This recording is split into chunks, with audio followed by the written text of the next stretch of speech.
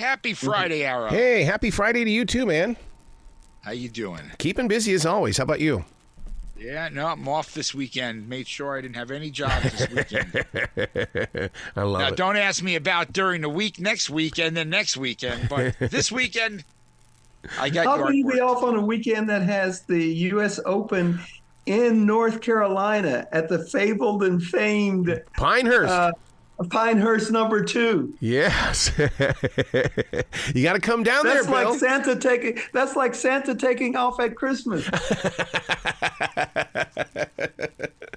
Did you play at Pinehurst?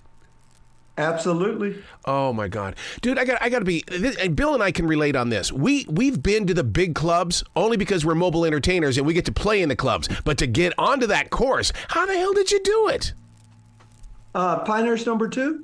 Any of them, because it's such a tight knit group.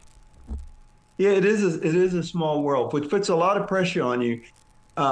First of all, I'm going to places where people who sort of look like me were once prohibited from going, and you rarely see us at these places. So I'm already on pins and needles. Yeah. And then it's such a small world that even the slightest infraction of faux pas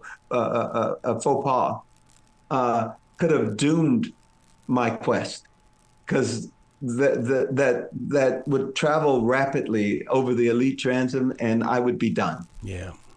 So it was just kindness and generosity of others, and that was the challenge. Can you get all of these people around the country at these great courses without ever asking to voluntarily invite you to come to and play the most exclusive, opulent, privileged places in the country? And that was the challenge, and it was the kindness and generosity of others that just got sucked into the dream. And that's what it is for so many people who play the game, because it is a dream. And I swear this is going to be an armchair golfer's book. They're going to dream right along with you, and they're going to smile. They're going to get involved in it. This is such a perfect book for the best time of year. Yeah, Father's Day is coming up, and it's a great read, and that's my hope. I really hope, with this, the way I wrote the book and the stories I tell, that every person can find a piece of themselves. Yep.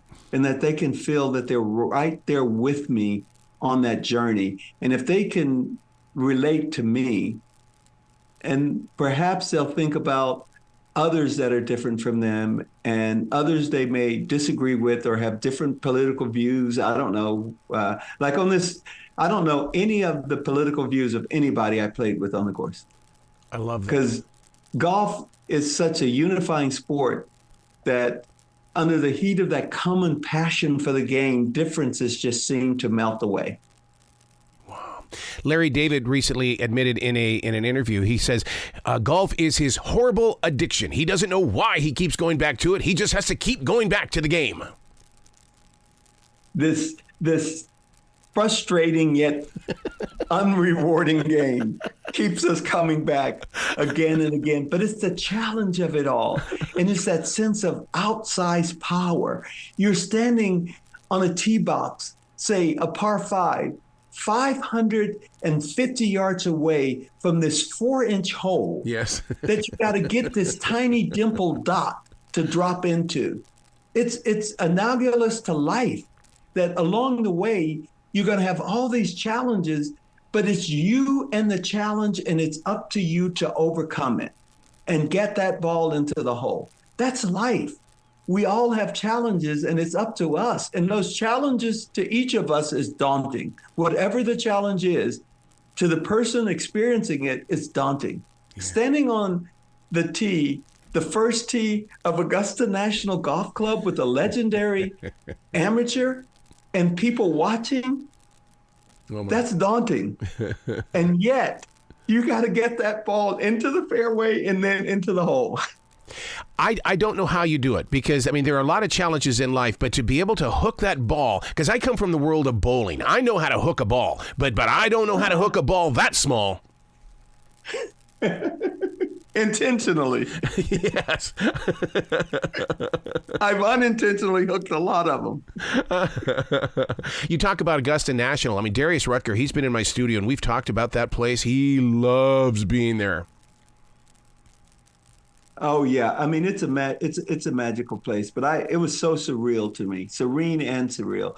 When you're driving down or riding down, because I was riding in the van, they picked us up from the airport. I was riding in the van with the rest of our foursome. Those gates on Washington Avenue open up, and you're underneath the canopy of magnolia trees with this antebellum clubhouse and wraparound porch and white columns and all. In front of you, just it takes your breath away. And when you think about where I came from, a world that lacked almost everything, to just find myself in this world that lacked almost nothing, it was really hard to close that gap between the life I was born into and the places that I was playing golf at in this great country of ours, where whether we came here by choice or in bondage, together, all of us working together have created this tremendous land of opportunity. Just in Augusta it was just magical. Playing Amen Corner, just magical. Walking in the footprints of all those legends. And I have to tell you, I was at Tiger's inauguration into the Hall of Fame, and Ben Crenshaw comes up to me and says, "You're Jimmie, right?" I said, "Yes." And, Ben wrote a blurb for the book for me, too. He says, "Hell of a thing you did." And I'm standing there. This guy who's won 2 Masters is standing here telling me that I did something notable. Don't you think it's because they want to hear the story as well? They want to be able to me, it's part of that conversation of when you're out there with other business leaders. And it's such a family atmosphere. And it is, Arrow. It's such an amazing thing in the connecting. I wrote this hoping, too, that every reader would find a piece of themselves in the stories. And it's amazing how connected we really are. And people wanted to be a part of this really special thing. And there's also just something that helps us feel good about ourselves when we're helping others, when we're unselfishly helping others. I have quotes at the epigraphs at the beginning of each chapters, and one of them, the chapter where I talk about this caddy, my caddy at my home club in Atlanta, Cherokee Town and Country, and the relationship he and I built. But the epigraph for that chapter is, "What we do for ourselves dies with us. What we do for others lives on." That's what really matters in this life. It's not what we achieve or do for ourselves, but what we utilize, what we've been blessed with to help others. And so many people throughout my life helped me claw myself from poverty, get an education, have a career, and then have the opportunity to play golf at the most amazing places in the country. Yeah.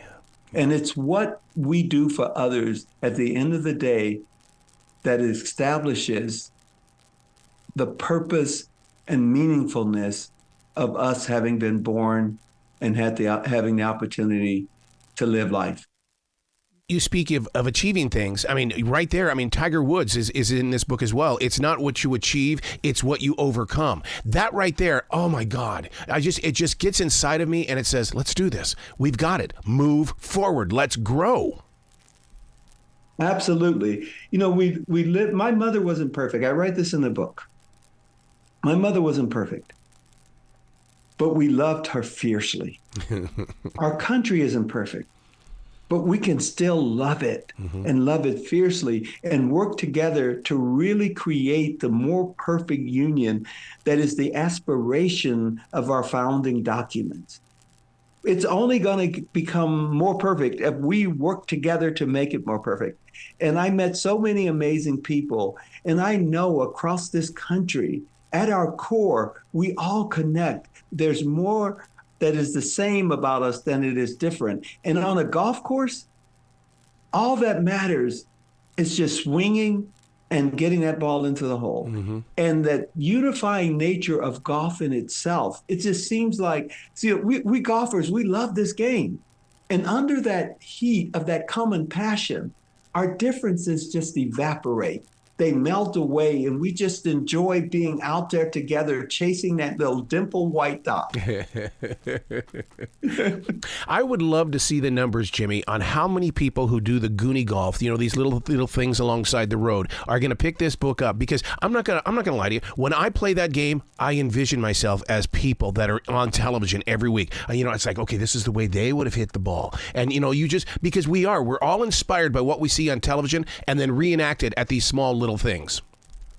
Absolutely. So when I'm playing at Marion, with so much richness in its history, on the 18th hole, I hit my drive within inches, literally 2 inches from the plaque that marks where Ben Hogan hit that famous one-iron shot, captured in a photograph by Hy Peskin, where he overtook or tied George Fazio, and ended up going on to win that tournament because he made that shot and parred the hole to tie them. And it was after he had his accident. And so here I am standing in his footprints, and I imagine that I'm playing for the championship and I need to make par, and that the crowd is watching, and there's no gallery, but there is in my head. And I hit the shot. I hit my 3 hybrid, no one iron, and the ball hits to the right of the green, and I pitch up and I make the putt for par. And in my mind, the crowd goes wild, and I take off my hat and I tip it to him. And at that moment, I'm Ben Hogan. Man, you just gave me this vision of going through the ranks of martial arts, being a third dan. One of the things that my Sabanim really made us do was study the history of the sport and the martial art. And this book right here is exactly that. You're giving people that opportunity you're going to share your story, but I'll bet you they're going to go do some research, which is exactly what this game needs. It's not just something we play, it's something that we need to know the core of. Yeah, I talk a lot about the history of the game, and it's a rich history. And famous tournaments at the places I played, the people, there are lots of Nicholas and Palmer and Woods and Phil stories throughout the book. When it came to golfing in other regions, I've golfed in Los Angeles, not at the big club, but I've been in L.A. And the one thing that really bothered me the most about L.A., A, it's dry, and B, it's windy, and it was a different kind of a ball I was hitting. What about you? So in L.A., I played Riviera and LACC. Yeah. And you got those barrancas that just are waiting for your ball, waiting and hiding to just suck your ball into them. But I enjoyed both those courses. They're all George Thomas designs that he starts you off with an easy par 5, and he does the same thing at Bel Air. And I understand that the reason those courses start off with an easy par 5 is they had no driving ranges.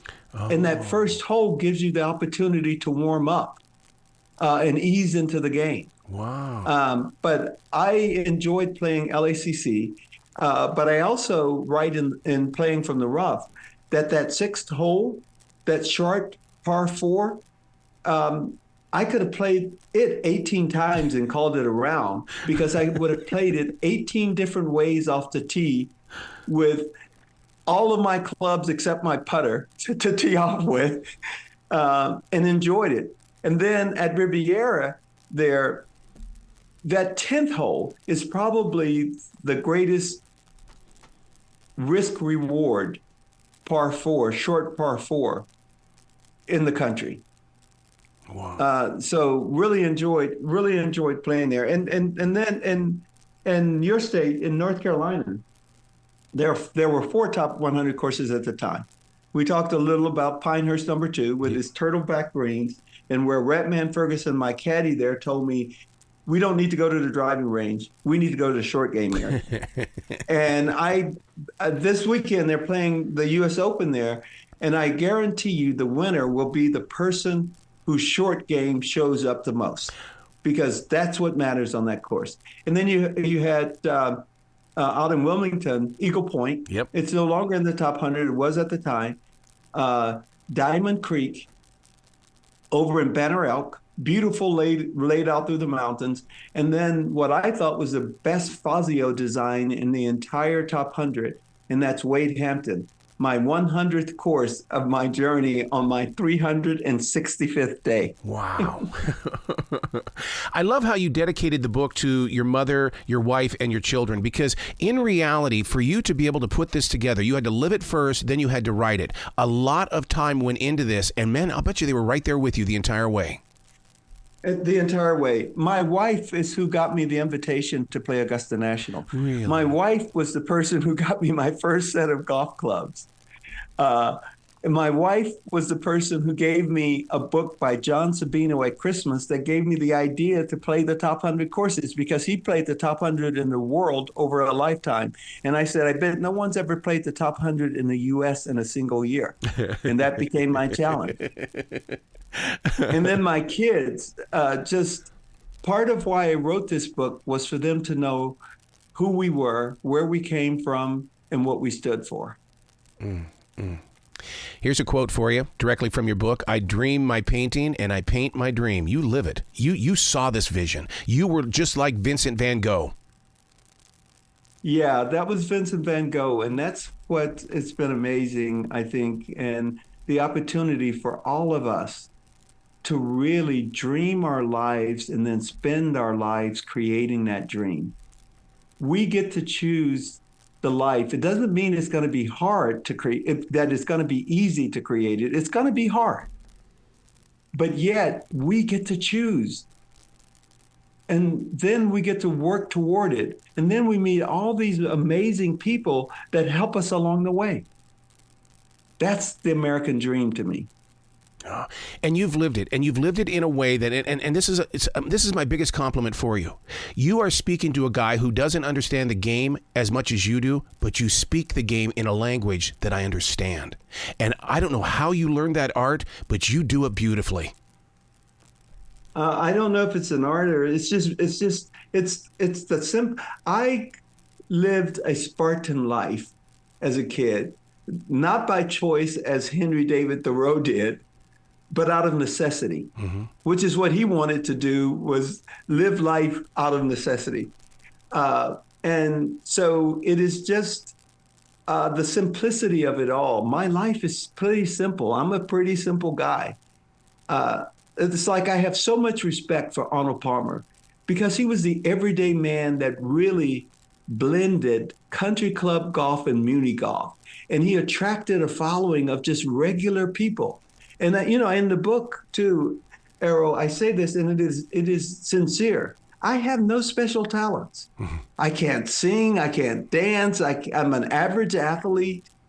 What I do have is perseverance, born from a life where even the simplest of things were hard, but with a mother who never quit, who never would have taken relief or a mulligan in golf had she played it, because she never did in the game of life.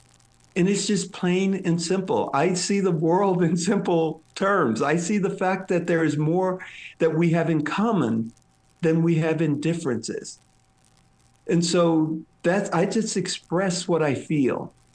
And I hope it comes across to people as genuinely to them as it is, because that's just who I am and all there is. Wow. You got to come back to this show anytime in the future, Jimmie. The door is always going to be open for you. Thanks, Errol. Enjoyed speaking with you. And thank you for the opportunity for me to share my story and to talk about playing from the rough. Buy the book. Absolutely. At a local bookstore. Go the local route first.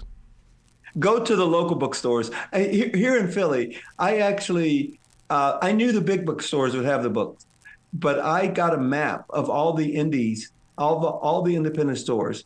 And I went and visited the ones here in Center City. and took a copy of my book. There were only about 3 of the 10 or 12 I visited where the format fit, but I wanted my book to be in the local independent bookstores too, and because I knew across the country they'd be in the big ones, and people can get them from there. But also support your local independent, your people that are just like us, common people, grinding it out every day like we do on a golf course, trying to make a way for themselves and the ones they love. You bet. Well, you be brilliant today, okay, Jimmie? You too. Thanks a lot, Arrow.